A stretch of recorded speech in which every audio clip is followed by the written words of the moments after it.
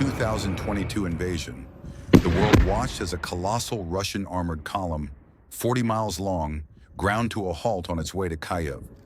It was a steel serpent, paralyzed and exposed. Logistical chaos, breakdowns, and fierce Ukrainian resistance were all blamed for stopping the giant in its tracks. But behind the headlines, a new kind of war was taking shape in the forests and muddy fields. This is the story of how a small, elite unit of drone operators, armed with ingenuity and off-the-shelf tech, helped turn that 40-mile threat into a cautionary tale for modern armies. In the muddy fields outside Kyiv, a massive Russian armored column, once poised to seize the capital, was slowly and systematically dismantled over several days. They never saw it coming. So how did a handful of Ukrainian soldiers, using small teams and modified drones, help neutralize one of Russia's elite tank units? This is the story of that hunt. The plan was simple, brutal, and straight out of a Cold War playbook. A massive armored fist would punch through Ukrainian defenses and encircle the capital, Kyiv. It was supposed to be a show of overwhelming force, a mechanized parade to demoralize a nation and take out its government within days. The column was a terrifying sight, a seemingly endless line of T-72 and T-80 tanks, BMP fighting vehicles, artillery, and, most critically, the soft-skinned fuel and supply trucks that were its lifeblood.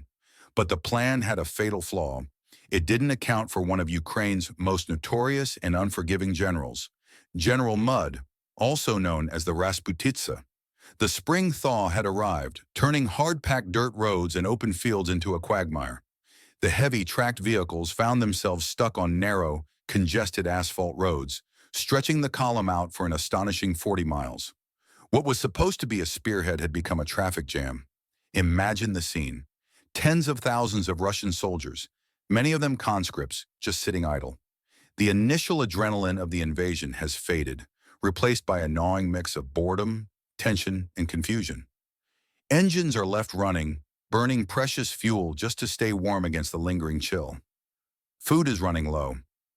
And the sophisticated communication systems they were promised? Unreliable. Commanders had to use unencrypted channels, broadcasting their frustrations and orders for anyone to hear. The sheer size of the column became its greatest weakness. It was too long to defend, too clumsy to move, and totally dependent on a supply line that was stretched to the breaking point. The lead vehicles might have been just 15 miles from Kyiv, but the rear of the column was a world away, stuck, exposed, and blind. For the Russian crews, it was a logistical nightmare. For a hidden group of Ukrainian operators watching from the trees, it was the perfect target. It was a multi-million-dollar shooting gallery waiting for the hunt to begin. Hidden in the forests bordering the convoy's path, a different kind of soldier was getting ready. They didn't wear heavy armor or command million-dollar tanks. Their primary weapons were laptops, remote controls, and modified commercial drones. This was Aerorozvidka, Ukraine's elite aerial reconnaissance unit. Born back in 2014 from a group of volunteer IT specialists and drone hobbyists, Aerorozvidka is the perfect example of Ukrainian battlefield innovation. They started by taping cameras to store-bought drones and have since grown into a sophisticated force that's changing the rules of war. They're a war startup, lean, agile, and tech-savvy, embodying the David versus Goliath spirit of Ukraine's resistance. Their base of operations wasn't a fortified bunker, but a hidden post that could be moved in minutes. Their transport wasn't an armored carrier, but quad bikes that let them zip through the dense, muddy forests at night, staying off the roads and out of sight. The entire team for an operation might be just 30 people, a tiny force compared to the thousands of Russian troops they were targeting. Their arsenal was a masterclass in asymmetric warfare. For recon, they used modified commercial drones, whose thermal cameras could peer through the darkness and find targets. For the attack, their tools were even more ingenious. They deployed custom-built octocopters like their R-18 drone, which can carry and drop small bombs, like modified Soviet-era RKG-3 anti-tank grenades. But the real game-changers were the FPV, or first-person view, kamikaze drones. These are small, fast-racing drones, retrofitted with explosive warheads. The operator wears a headset that gives them a drone's eye view, letting them fly the bomb directly into a target with pinpoint accuracy, almost like they're in the cockpit. While the massive FPV drone swarms we see today became more common later in the war, the tactics were being perfected here. The cost difference is the core of their strategy. Some of these attack drones can cost as little as a few $100s. Their target, a single Russian T-72B3 tank, is worth anywhere from $1.2 to $3 million. They can trade a cheap drone for a multi-million-dollar piece of enemy hardware. As the operators powered up their systems, connecting to Starlink for a stable link, they weren't just preparing to attack a convoy. They were about to give the world a lesson in 21st century warfare. Night after night, the hunt began. The air was cold. The only sounds the hum of electronics and the distant rumble of the stalled Russian column. First came the reconnaissance. A near-silent drone would lift into the sky, its thermal camera a ghostly eye passing over the sleeping giant. On a flickering screen in the forest, the convoy appeared as a chain of glowing white signatures. The operators of Aerorozvidka weren't just looking for any target. They were dissecting the column's anatomy. They tagged command vehicles, electronic warfare systems, and most importantly, the fuel and ammunition trucks. Hitting the armor is one thing, but hitting the logistics that feed the armor is how you kill the entire beast. Their strategy was brutally effective. Attack the first and the last. The plan was to disable the lead and rear vehicles of a specific segment of the convoy. This creates a kill box, trapping dozens of high-value targets between impassable wrecks, turning a road into a tomb. With targets identified, the call went out. The attack phase began. The first to fly were often the larger R-18 octocopters. Loaded with converted anti-tank grenades, they rose vertically from hidden launch points. They'd position themselves directly above a lead vehicle. The view from the drone's camera would show the top of a T-72, maybe with one of those hastily welded-on cope cages, an improvised defense against top-down attacks. The operator flips a switch. A 1.5-kilogram grenade drops. A few seconds of silence, then a flash as the shaped charge hits the tank's turret. The goal wasn't always a catastrophic kill. Sometimes just immobilizing it was enough. Another drone might target a supply truck at the back of the section. An explosion blooms in the thermal scope. The trap is set. Now the FPV drones were unleashed. The sound is a high-pitched, menacing buzz like angry hornets. One by one, the kamikaze drones shot from their launch points. Operators wearing their FPV goggles were now virtually flying the bombs themselves. The view shifts to a dizzying, high-speed rush, skimming just feet above the muddy ground. This low-altitude approach is critical. It keeps them under the radar of Russian air defenses. An FPV pilot has his target, a big fuel tanker parked carelessly close to a cluster of armored vehicles. The drone weaves between trees as the operator makes tiny adjustments. He lines up the shot, aiming for the center of the massive tank. In the final seconds, there's nothing but the target filling the screen. Then static. The explosion is immense. A secondary blast erupts as the fuel ignites, a massive fireball that lights up the tree line. Russian soldiers scramble from their vehicles in panic. The fire spreads.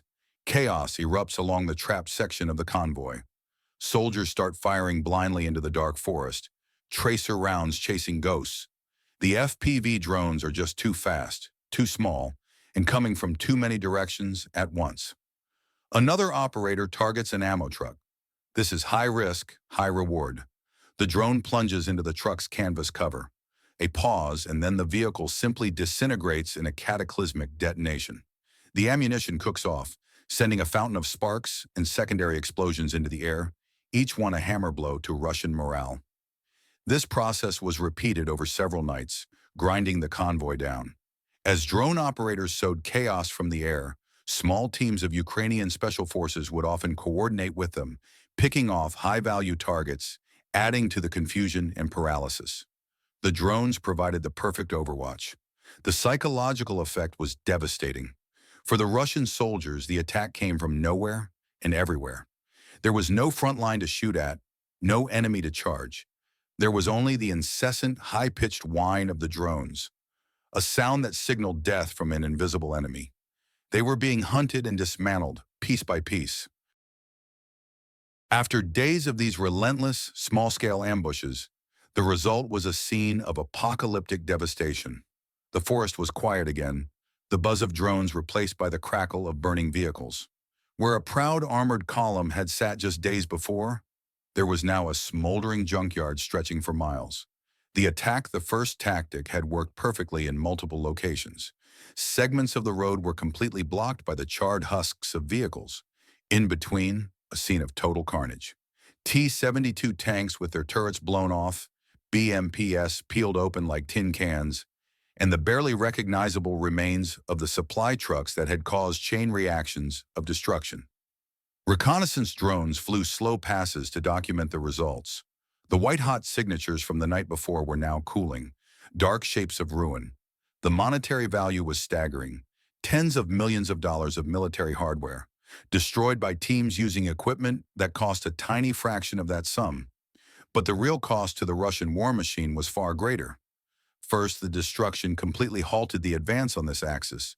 The road was impassable. Second, it crippled the supply chain for units further up the line, starving them of fuel, food, and ammo. And maybe most importantly, it shattered morale. News of the drone ambushes spread like wildfire through their unencrypted radios, seeding terror and paranoia. Every stalled vehicle, every quiet forest, now held a new, terrifying threat. For the small Ukrainian units, it was a stunning victory. They packed up their equipment, left no trace, and melted back into the forest, ready to strike again. The smoldering convoy was left as a stark monument to their ingenuity. The steel serpent had been bled dry by 1,000 tiny cuts from a swarm of invisible hornets.